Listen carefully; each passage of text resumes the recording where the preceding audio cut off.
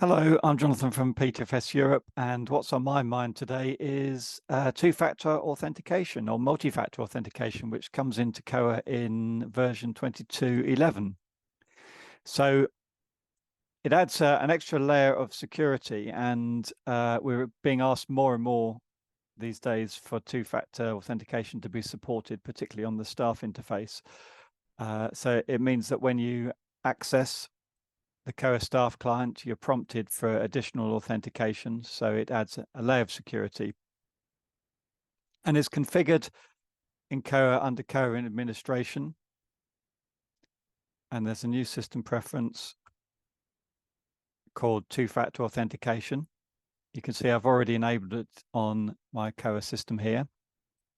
And if I just have a look at my patron record, under the More menu, you can see there's a new option once that system preference is enabled called Manage Two-Factor Authentication. And this is where you either switch it on or switch it off. So at the minute, you can see it's disabled for me and I'm a library administrator, so I've got access to all the functions in Koha. So I can enable that two-factor authentication. And if I do that, it gives you some tips about what authentication apps you might want to use. I actually use Google Authentication, which is absolutely fine, will work.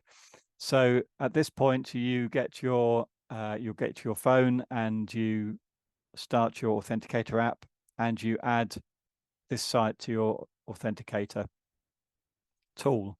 So I'm just going to do that now by scanning this QR code. Now that's added it to my system, and it's already given me a token. So I'm just going to use that token just to register it. And now that's enabled.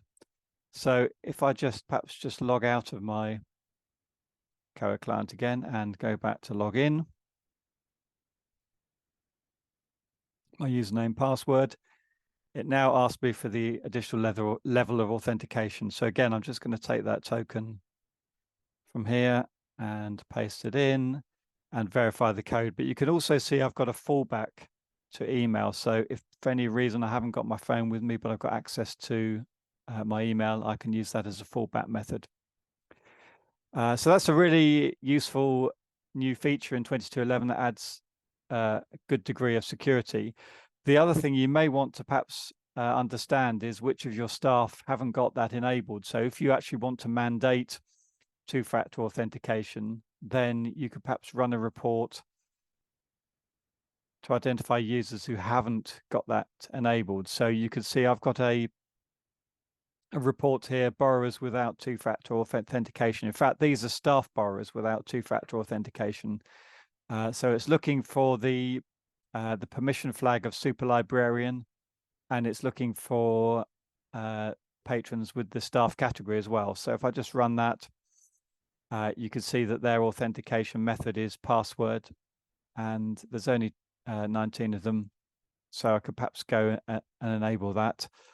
And that's the SQL code we've got for that. So we're just looking for where the flag is 1, which is super librarian. The authentication method doesn't match two-factor authentication, and the category code is staff.